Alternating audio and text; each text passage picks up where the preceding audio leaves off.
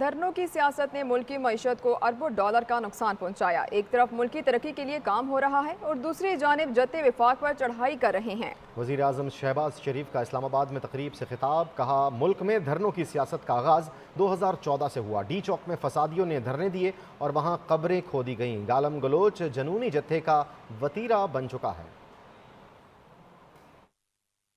اسلام آباد police lines head quarters میں تقریب سے خطاب کرتے ہوئے وزیر اعظم کا کہنا تھا کہ حال ہی میں ایک صوبے کی طرف سے وفاق پر لشکر کشی کی گئی، جو غیر آئینی اور غیر قانونی اقدام تھا۔ احتجاج کے دوران فسادیوں کی بدترین خواہش تھی کہ لاشیں گریں اور یہ آگ ملک بھر میں پھیلے۔ اسلام آباد پولیس اور رینجرز نے ایسی تمام سازشیں ناکام بنائی۔ ڈی چوک پر دن رات فسادیوں نے فساد برپا کیے رکھا اور اس سے بڑھ کر بدترین خواہش تھی کہ اس فساد کے نتیجے میں خدا نخواستہ لاشیں گریں اور پاکستان میں یہ فساد جنگل کی آگ کی طرح پھیل جائے۔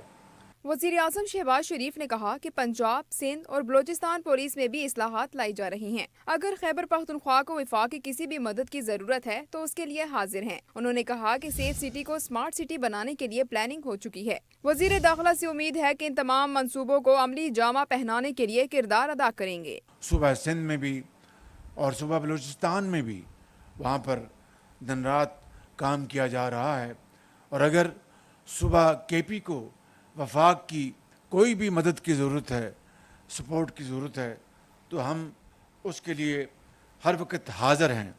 جتنے بھی مالی وسائل درکار ہوں تو وزیر داخلہ صاحب، میرا آپ سے یہ وعدہ ہے کہ یہ ہم آپ کے قدموں میں نچھاور کریں گے۔ وزیر اعظم شہباز شریف نے حال ہی میں احتجاج کے دوران شہید ہونے والے پولیس سپاہی عبدالحمید شاہ کو خراج عقیدت پیش کرتے ہوئے کہا کہ اسلام آباد پولیس کے تمام افسروں اور جوانوں کی بہادری قابل تعریف ہے۔ انہوں نے وزیر داخلہ کو مخاطب کرتے ہوئے کہا کہ اگر اسلام آباد میں افسران اور جوانوں کی کمی ہے تو فی الفور میرٹ کی بنیاد پر بھرتیاں کی جائیں۔